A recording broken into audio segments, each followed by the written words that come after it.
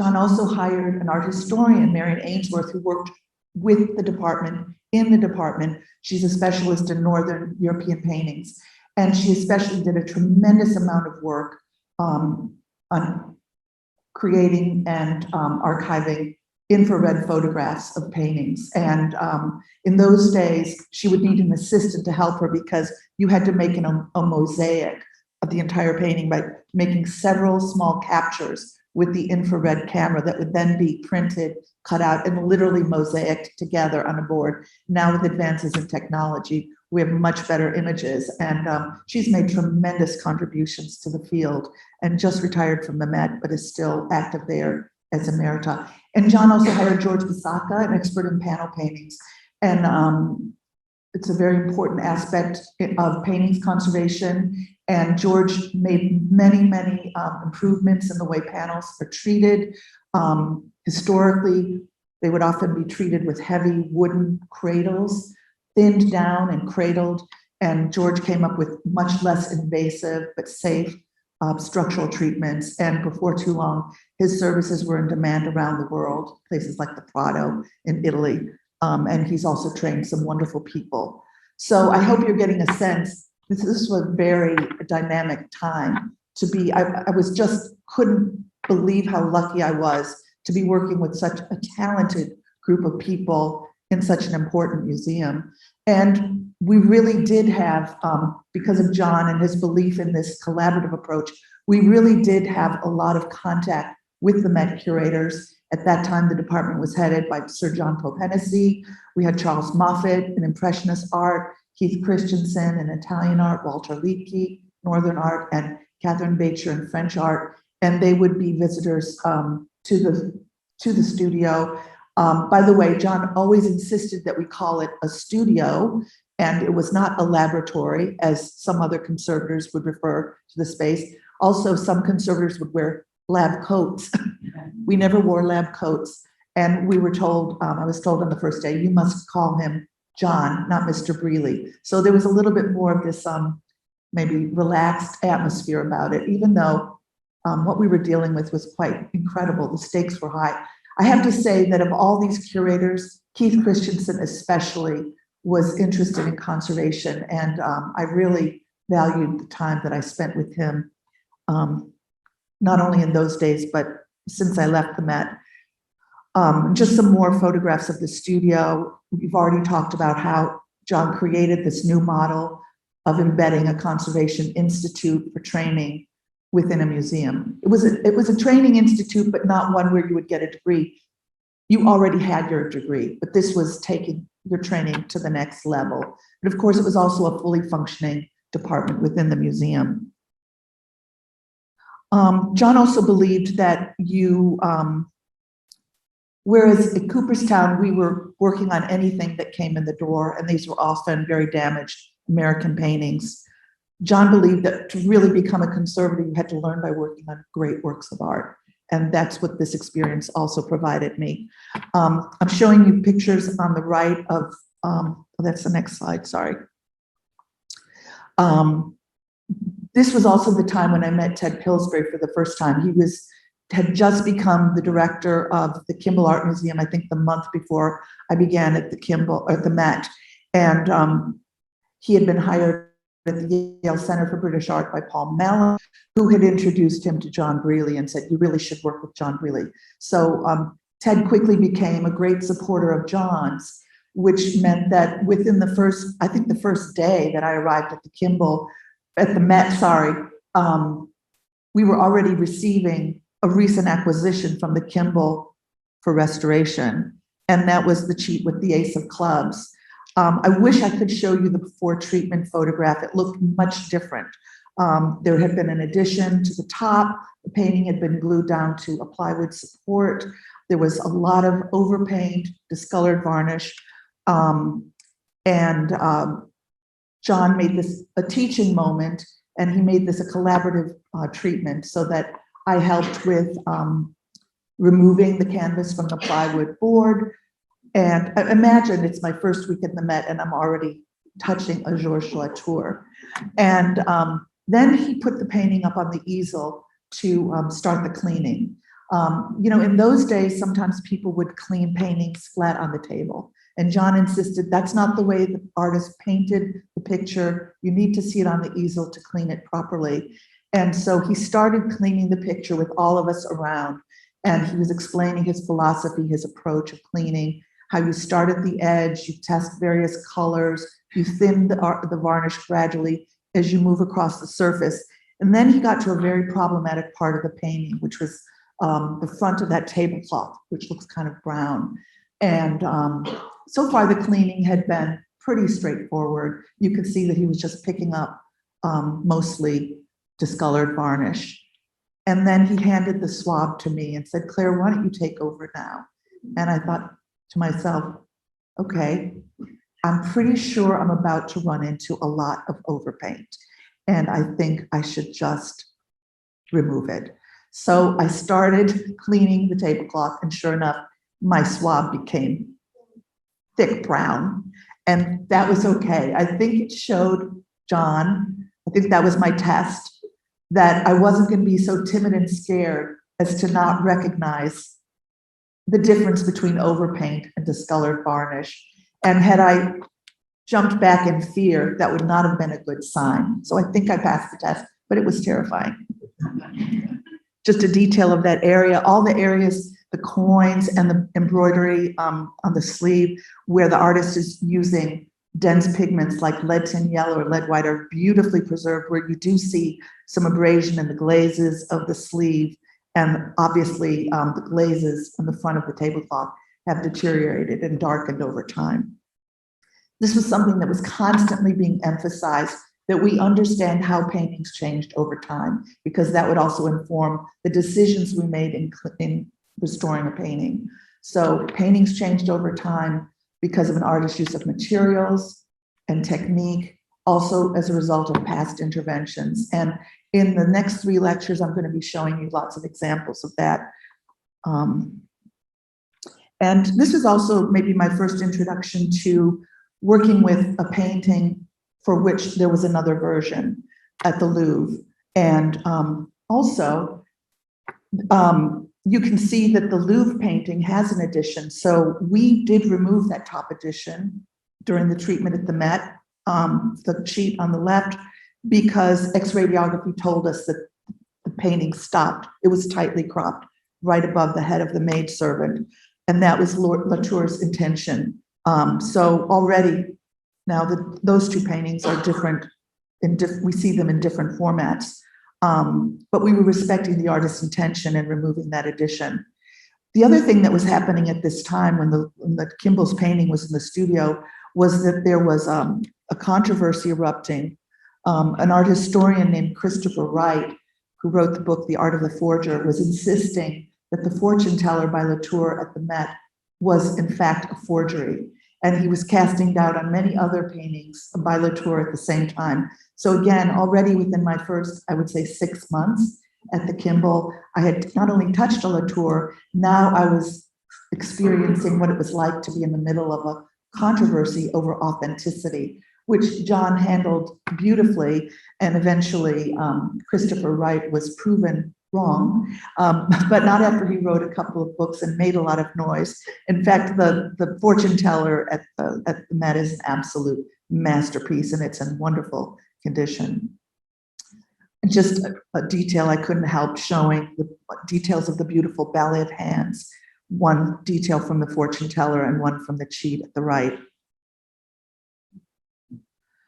Everett Fay was then the director of the Frick. And there's been a long-standing collaboration between the Frick and the Metropolitan Museum, where they restore paintings for the Frick. And so again, right at the beginning, the Frick sent over this beautiful Turner Cologne, The Arrival of the Packet Boat, evening from 1826 for John to clean. And he used this as another teaching moment. Turner is notoriously one of the most difficult artists to clean because his techniques were so corrupt. He painted watercolor on top of oil, oil on top of watercolor. He would mix in resin to his paint, sometimes wax, so that you're really on swampy, in swampy territory when you try to clean. a Turner. So one thing I admired about John as a teacher, he would try to involve his students whenever he could. And so he gave me the task of painting over any of the details that looked resinous and could be sensitive to solvents with a substance called polyvinyl alcohol. So this was a liquid substance to which we added red pigment, and we painted it on details, such as the little dog here, anything in the foreground especially that looked like it contained resinous material. I painted over those areas to protect them. It's kind of like putting a Band-Aid on them, so those areas would not be affected by the cleaning solvents that John was about to use. And he cleaned the painting, but then afterwards I had to remind him, we still do need to remove those little red splotches. But it was glorious, the results of the cleaning, and then he cleaned the other Turner, the Harbor of Dieppe. So this was the quality of paintings that I was experiencing in my time at the Met. The other thing John initiated during this time was he started a series of seminars where he would bring together conservators, curators, and museum directors from across the country for teaching seminar on conservation. Many of the ideas I'm mentioning today, talking about how paintings change over time because of an artist's technique, because of past intervention, the importance of being guided by the artist's intent. He was explaining all of this to this group of curators and directors, and I think George, especially looking at this photograph, knows it was a who's who of who was working in curatorial ranks in the country at that time, and they were very influential. And you don't see it here in these photographs, but ringing this group of distinguished visitors were all of us students. And whereas you look at these photographs now and you think, gee, they're predominantly male, what you're not seeing is that there was a whole group of young women that John was training who would enter the field. So the photographs maybe not entirely reflective of what was going on. They were really riveting sessions. I know Rick Rattel, I remember he attended one of the seminars, and John would include students in the question and answer period. And so, we were put to the test. It was a wonderful time. We also had not just students from different programs, not just fellows, but we also had some distinguished older conservators who would come and spend some time in the department, such as Andrea Rota. He was an Italian, German-born, but had worked in Italy, and very distinguished conservator. And he came and spent some time working in the department prior to going to the Getty. So to work alongside Andrea Rota was just amazing. And these are contacts that I maintained throughout my career. And, because I would work side by side with these people at the Met, I never felt any hesitancy later about picking up the phone and discussing the treatment with any of them. And I'll give some examples of them in the next 3 talks. Also, to my great luck, the Met was hosting an exhibition of works of art from the Vatican Museum at this time, which meant that Gianluigi Colalucci, head of conservation for the Vatican, basically did a residency at the Met for the duration of this exhibition and spent a great deal of time in our studio. And as luck would have it, I was working on 2 small fresco fragments by Giotto, and I collaborated with Gianluigi Colalucci on that cleaning, and he later invited me to climb the scaffolding at the Sistine ceiling and see the cleaning. I mean, these memories are just incredible. This is, I'm just going to run through quickly a few of the projects I did as an intern, just showing you the range of paintings I was being exposed to. A huge fresco by Ghirlandaio that was transferred from its original church in Italy. An early northern diptych of the Annunciation, oil on panel, and showing you here some infrared images. I have to tell you that the quality of the image on the left was not possible in the early 80s when I was at the Met. This is what can be done today with advances in technology and infrared reflectography. But just, you know, the study of all the layers of the painting, understanding the underdrawing was especially important with Northern art, but this was part and parcel of the way we approached any treatment at the Met, and we had access to the equipment to do it. So that was, and just to show you, this was the recto of those two panels that I just showed you. This was a very challenging cleaning from the American wing, Portrait of Lady in Black by William Merritt Chase. And I consulted very closely with Doreen Bolger on the treatment. The challenge was that the painting was covered with a very thick amber colored varnish. It was just crying out for cleaning. But the dress itself was very, very sensitive to solvent.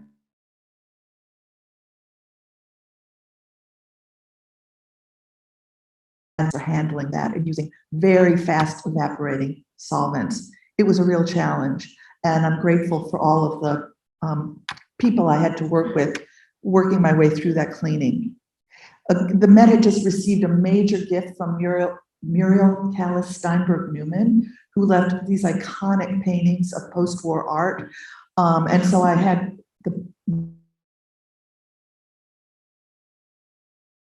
which he painted with house paint, and the paint was just delaminating and cracking and lifting off the surface of the canvas. And he also would use newspaper to blot the paint while it was still wet, so there would be newspaper transfers, and just working my way through, again, an artist who was using kind of corrupt contemporary techniques. This was very challenging, but also rewarding to work on something so great. And the Jackson Pollock number 28, oil and enamel on canvas. This was a surface cleaning, much more straightforward, but very exciting to work on a painting of this quality. So the moment came, I was still on my internship. So I still hadn't technically graduated from Cooperstown until May of 1981. And it was required that Sheldon Keck would need to come and inspect my work at the Met.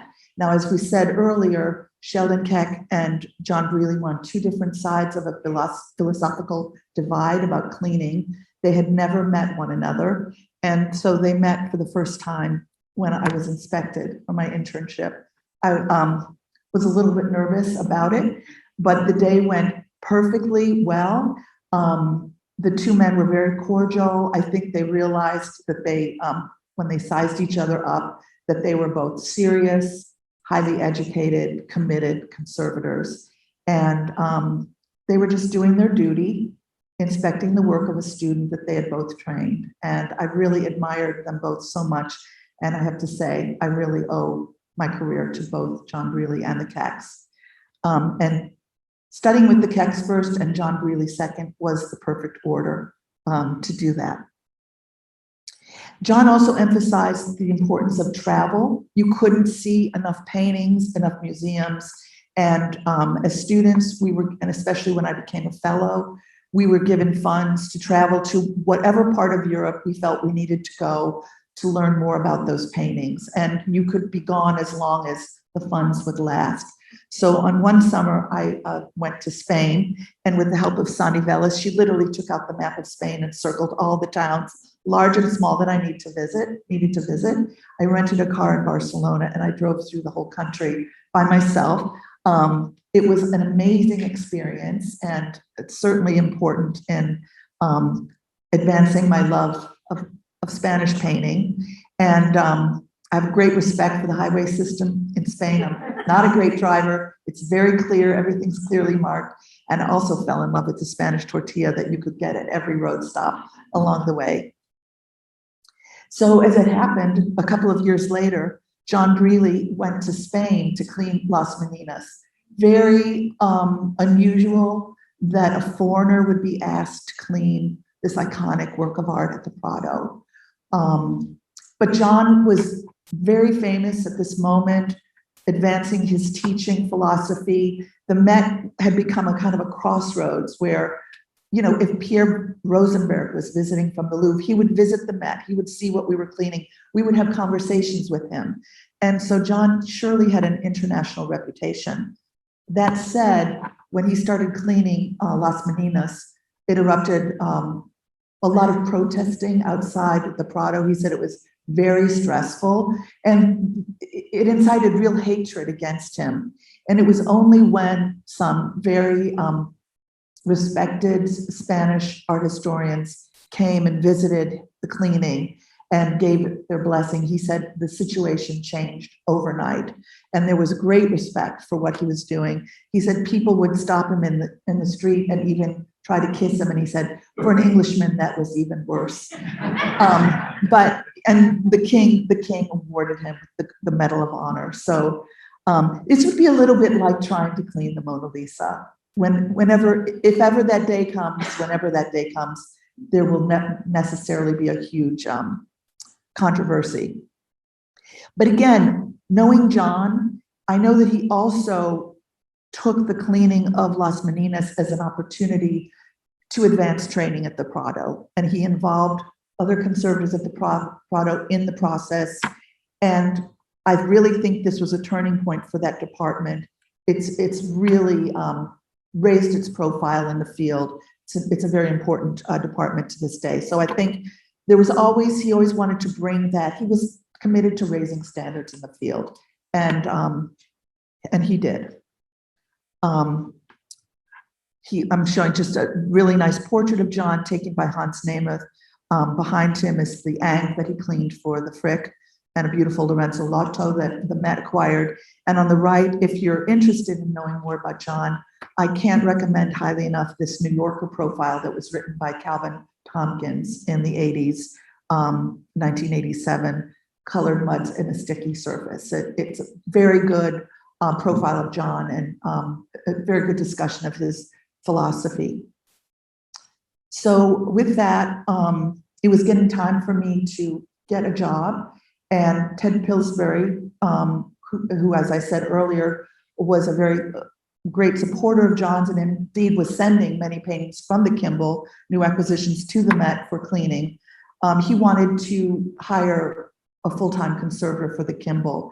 Even though the Kimbell had a beautiful conservation space, so far they'd only worked with a part-time conservator, Perry Houston. And Ted wanted to hire a full-time conservator and someone trained by John. And so I decided to take that job. I have to say that I have so much admiration for the space. It's a beautiful space physically. I also really admire Rick Brown, the first director of the Kimbell, for including the conservation space as an integral part of the building from the ground up. And when they were deciding on where different spaces would be located within the museum, at one point it was thought that the conservation department would be near the carpenter shop over back by security. And Rick Brown, first of all, understood the importance of North Light for a conservator. And he also felt that it was important for the conservation department to be located near the director's office, near the curator's offices, so that there could be interaction. And I really think this was such an important decision, and that Rick Brown was well ahead of his time in making it. So there are many museums that have wonderful departments, but they might be located very far away from the curatorial departments. But at the Kimbell, we're very well integrated. And I just want to show you some of the paintings, the first paintings I could work on at the Kimbell. It's beautiful Fra Angelico, tempera and gold on panel. The Titian, Madonna and Child with a female saint. And this is a painting that I was cleaning at the still at the Met, waiting for my department to be fully furnished. We received a very generous grant from the Tandy Foundation, now the Burnett Foundation, and Marion was on our board. And this enabled us to acquire state-of-the-art equipment for the Kimbell. But I was still restoring some paintings at Met, including this one. And this was very meaningful to me because, first of all, I love Titian, but secondly, it's kind of a problematic picture in a way. We don't really know who the female saint is. We don't really know yet what was intended for the left side of the composition. And I really remember fondly all the conversations I had with not only Keith Christensen, but visiting Venetian scholars in front of the painting. That was just part and parcel of the experience of working on a painting at the Met. And again, the need to understand different versions. There's another version considered the better version at the National Gallery, London. That one was painted on canvas with more precious pigments like lapis lazuli. Our painting is on panel. And to this day, I think there's still some more technical research that can be done on the Kimbell painting. But it's one that I'm fascinated by. And again, we dealt with things. This is another Kimbell acquisition from the 80s, the Poussin, which Anthony Blunt, whom we mentioned earlier, the surveyor of the Queen's collection and former Soviet spy, he was also an expert on Nicholas Poussin and had written the kind of definitive monograph on the artist. Well, Anthony Blunt did not accept this painting. And so there was the excitement of cleaning this painting, creating the technical images like the X-radiograph that showed many pentimenti, talking the painting to scholars like Pierre Rosenberg and others, and being part of the discussion that led to the reattribution of this painting to Poussin. So it was a time when I was also learning, just because someone is the preeminent scholar in the field and does need to be respected, you really need to listen to the painting and to see what the painting is teaching you. I just wanted to show this image of Anne Marion and how grateful I am to her for funding the equipment at the Kimball Art Museum, which has served the museum so well over these past decades. And it developed into a two-person department, two conservators, and then we have an administrative assistant. And some of those assistant conservators have gone on to very great positions in the field. Michael Gallagher is now at the Met, Elise Effman, the Museum of Fine Arts in San Francisco. Bart de Volder went to work on the Ghent altarpiece. He's now head of the department at Princeton. And it's been a great pleasure to work with these very talented young conservators and to work on the collection of the Kimbell, and also over the years paintings for the Meadows Museum and for the Amon Carter Museum and some other museums in Texas. Again, just some of the early acquisitions, the Ercole Roberti on the left and the Jacopo Bassano Supper at Emmaus.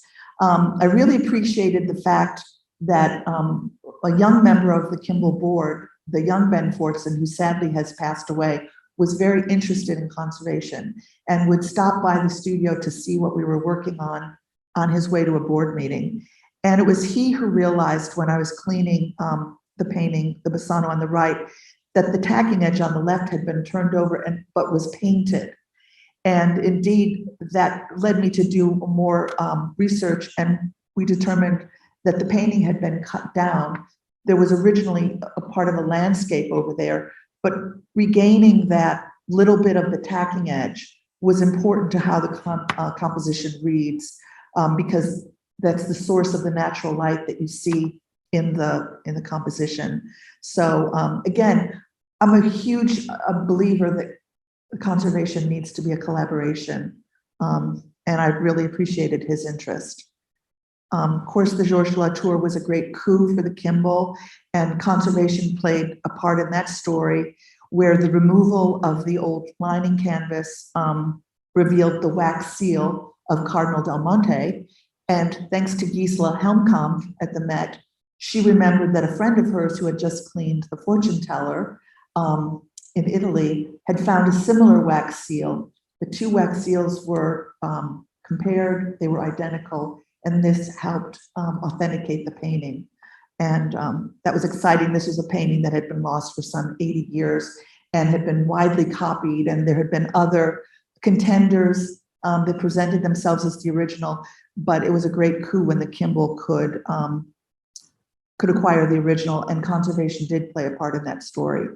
And of course, at the Kimbell, I was so fortunate to work with Bill Jordan. I'm showing you photos of the young Bill Jordan here at the Meadows and with Al Meadows, and with his great expertise in Spanish art, and to work with him on some of the wonderful acquisitions of Spanish art that he made, including a full-length portrait by Velázquez, including this beautiful still life by Melendez. And in the first year that I was working at the Kimbell in Fort Worth, Bill opened his wonderful exhibition of Spanish still life painting. And it was a great moment in North Texas because at the same time, the Meadows was opening their great still life exhibition of Melendez. And the fact that these two exhibitions were going on simultaneously, I think was a great moment in North Texas. And the Murillo painting, which is very dear to my heart. And that was one of those transformative cleanings because the torn pants on the little boy in the foreground, they were completely overpainted. And again, kind of like that moment when I was cleaning the Latour, I just had to suck it up and remove the overpaint, which revealed the torn pants, which was the artist's intention. And it's a very enigmatic, beautiful painting. And finally, I'll end with the first painting that I cleaned for the Meadows Museum, the Juan Carreño portrait of dwarf Nicole from the 1670s. This was my first introduction to the Meadows, and it's been a kind of collaboration that has been very meaningful ever since, and was made possible because of Bill Jordan. So with that, I'll end my second talk, and we'll take questions. We actually have a microphone that we're gonna bring around. So Olivia Turner will be that. Yes. So, who's your favorite artist and why? Oh my gosh. I don't think I could say favorite. I've always been very, very partial to Caravaggio, but how could I not say Velázquez is my favorite? I mean, I would have to have at least 10 favorites. Maybe the cute way of answering, the question is, who's your favorite artist? Maybe the cute way of answering that is, my favorite artist is the one whose painting I'm working on right now. Yes, and Titian is a big favorite of mine as well.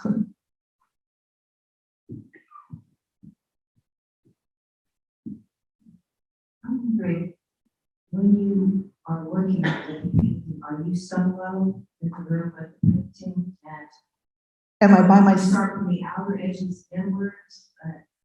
So the question is, when I'm cleaning a painting, am I by myself in the studio? And then how do I start cleaning? Do I start from the outer edge?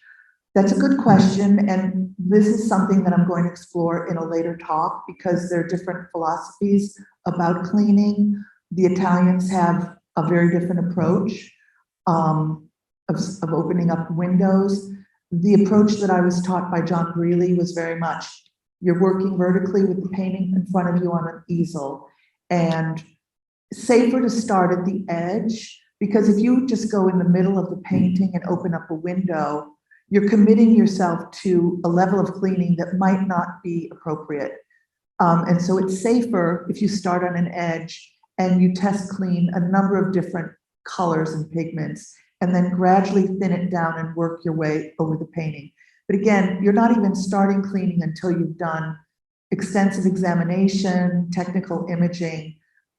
You should already have a pretty good idea of where there are losses, where there's in-painting and so on. But normally we start at an edge, we work gradually down across the surface of the painting. And does it take a fairly long time, days, weeks? Or I'm sorry, I couldn't hear that. how much time does it take to clean? That's so individual. There's no set answer for how much time it would take to clean a painting.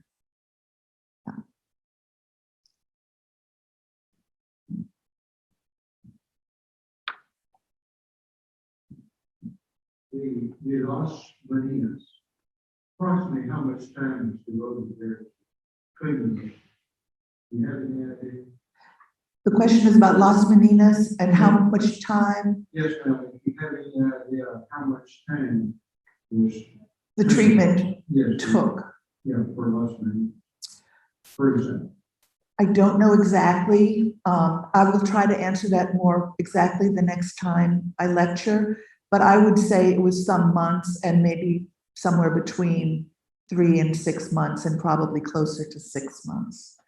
But I'll try to find out and report back to you. We actually have a question from Zoom that I'd like to go to next. So you've mentioned this term corrupt a few times. Yes. So what is it about an artistic technique that would lead you to define it as corrupt? Well, corrupt, or you could say unorthodox. But really what I mean when I use that word is that the artist is using techniques that are unstable and problematic for a conservator who would try to remove a discolored varnish or dirt, because a conservator will then, not really knowing the rules that the artist is playing by, or the fact that the artist is using some unstable materials, it's going to be difficult for the conservator to clean that painting. Artists, I do believe that artists should do whatever they want to do, so I don't mean to sound so judgy by saying corrupt, but there's certain schools of art like Northern painting where everything is so systematic.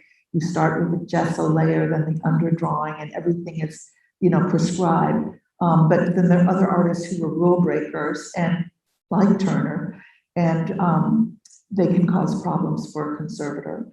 So unorthodox might be a better word to use.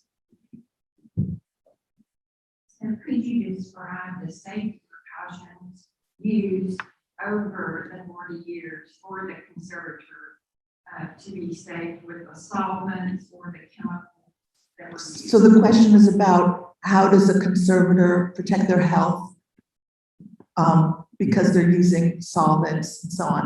And that's a good question. We have face masks that we wear, and good ventilation is very important as well. There are elephant trunks that conservators can use, or little mobile air extractors. The Kimbell also has a wall at the back where we varnish paintings, which is also like an air evacuation system. So if we're using really toxic solvents, we would have that on. We would be wearing our masks.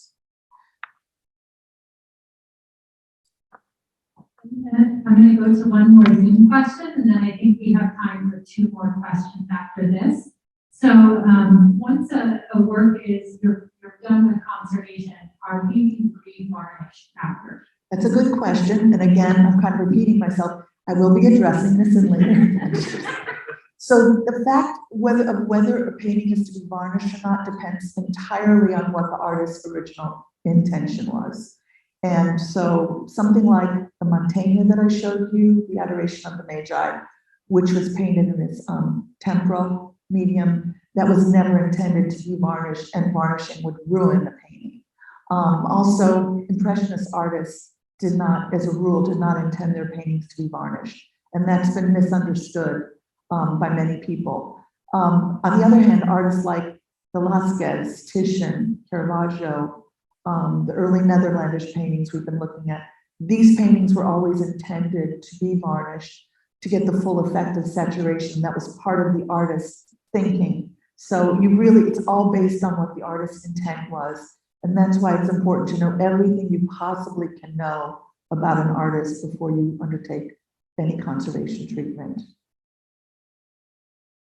Yes? Did you use the word ruin? And that was my question. Are paintings ever ruined by attempting to conserve them? You're saying, was anything ever ruined? Are paintings ever ruined? Paintings can be, yes, I mean, they can be damaged irreversibly by the wrong conservation treatment. I think I was trying to make that point in showing the one painting from the Mantegna cycle because of past overcleaning and wax resin lining, which had really impregnated the entire canvas and altered, like oversaturated the pigments. To a certain extent, that painting was ruined.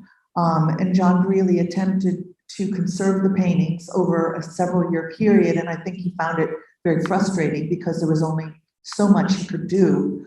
But Anthony Blunt praised the restoration as one of the greatest restorations of the 20th century. So I suppose I would say just because something is irreversibly damaged, that doesn't mean it wouldn't be presented in a museum. But that's a big discussion. What would be the best way to present it? Would you present it by trying to restore all the abraded areas, or would you find that that was too invasive and hold back in the restoration? That's a big topic of discussion, and why conservation needs to be a collaboration. This will be our last question.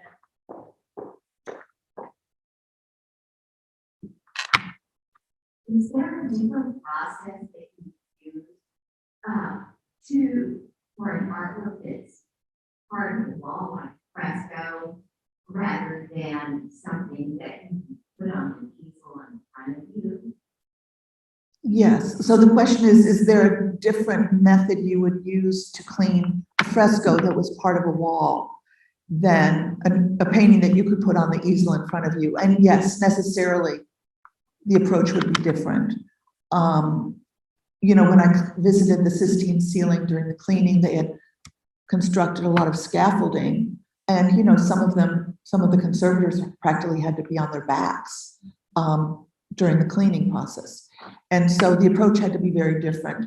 And, you know, I have great admiration for Gianluigi Colalucci, because he had to devise the appropriate cleaning system for that massive painting, and something that he needed, the level of cleaning had to be coordinated among many, many people. And I think he did a remarkable job at doing that. But yes, when I visited, it was a very different experience, seeing people on their back cleaning the fresco that couldn't be moved, obviously.